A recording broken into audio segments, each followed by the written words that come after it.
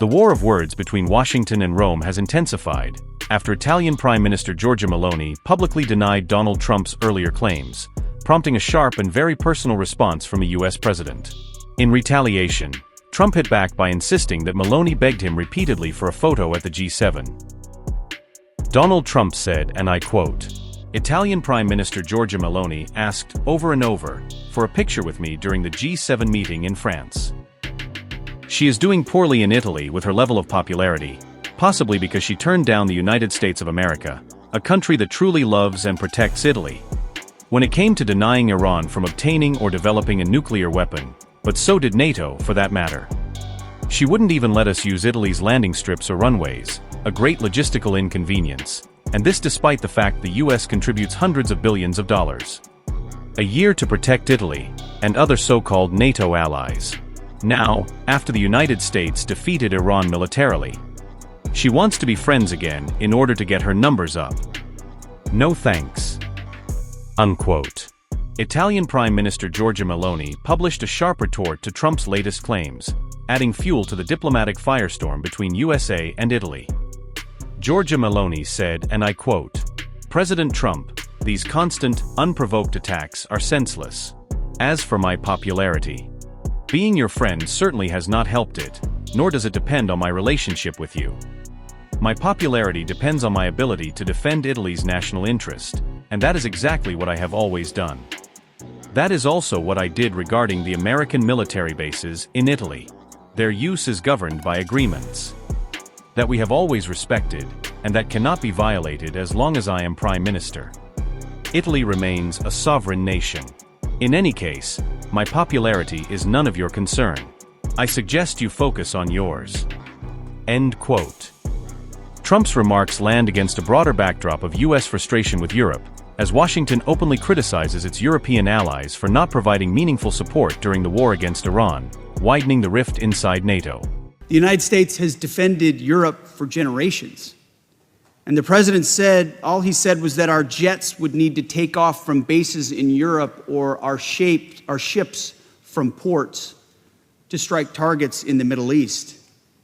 Iranian targets that threaten European interests even more directly than they threaten us.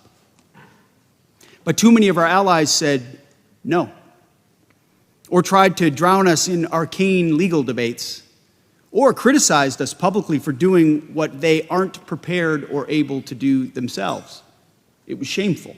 I'm announcing today a 6-month Department of War review that will examine America's force posture and basing in Europe. Up to 6 months, could be less.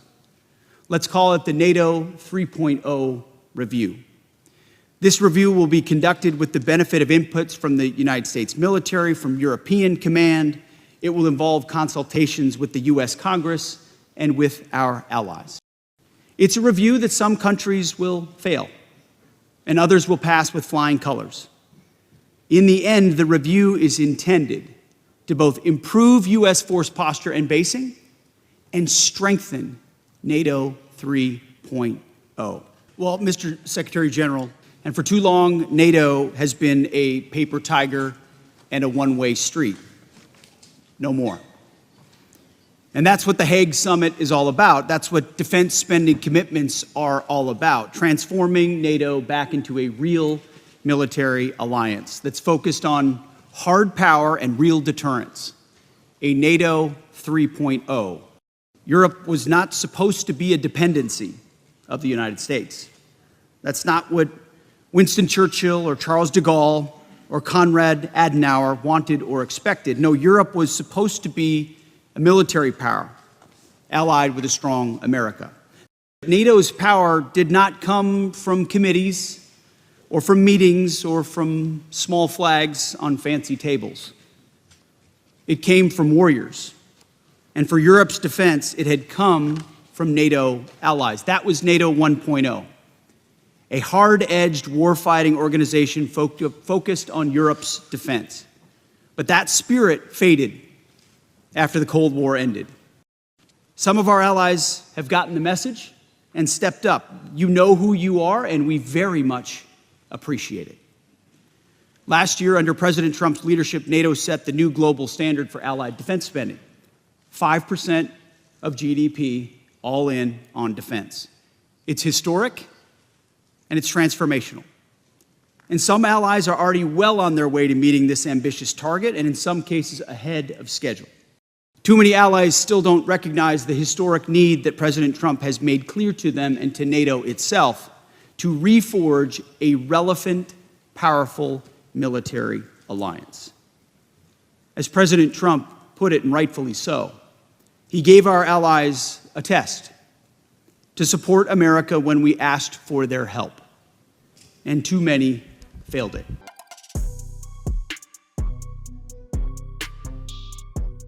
Meloni claps back at Trump over his begging for picture remark, turning a personal jab into a full-blown diplomatic spat.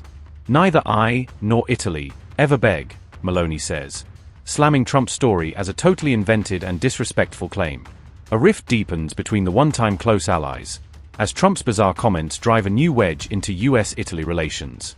Italy's foreign minister cancels a planned visit to the United States in direct response to the escalating war of words.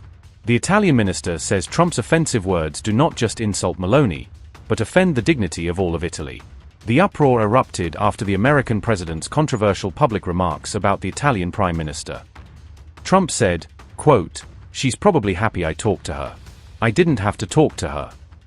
She begged me to take a picture with her. She wanted a picture with me so badly. I wouldn't have taken it, but I felt sorry for her." Unquote. Well, some things deserve an immediate response. Donald Trump's statements are completely made up. I am frankly astonished. I don't know why the President of the United States behaves like this towards his allies. It is not the first time, moreover. I can only say it is disappointing that he does not show the same determination with the enemies of the West and of the United States, whose leaders he instead treats with far greater indulgence. There is one thing he should remember. Neither I nor Italy ever beg. It comes just days after the US and Italy appeared to be repairing ties at the G7. Meloni had praised the positive interaction between Trump and his European allies. It was a significant summit, but above all I want to tell you that I found a very positive atmosphere.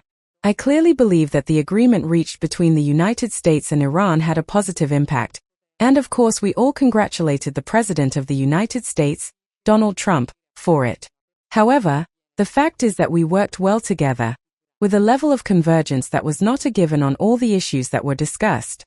I think that if we want to reach a result on this matter, I can tell you this, I believe it would be very difficult to put forward someone from one of the largest European countries. I think that proposing someone from one of those countries would make an agreement, from my point of view, more difficult. Therefore, I would turn towards the medium-sized powers of the European Union. As for the relationship between Donald Trump and the other leaders, it seemed to me, as I had said, that the atmosphere was very positive and that there was a strong underlying agreement. That is what matters most to me, not so much the atmosphere itself, but where we are heading. From Iran, obviously, we are now focusing above all on securing peace and therefore on the points of the memorandum, but also on Ukraine. I would say that we found a level of agreement that is not always taken for granted.